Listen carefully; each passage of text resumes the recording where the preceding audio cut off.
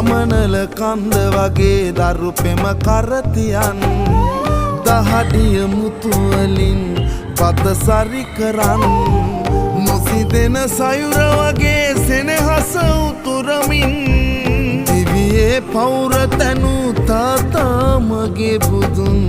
දිවියේ පෞර තැනු තාතා මගේ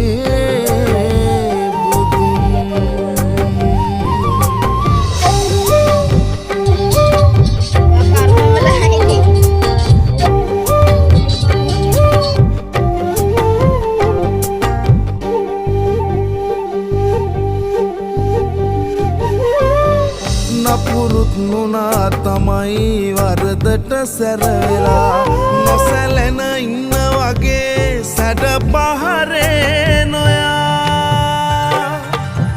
නපුරුත්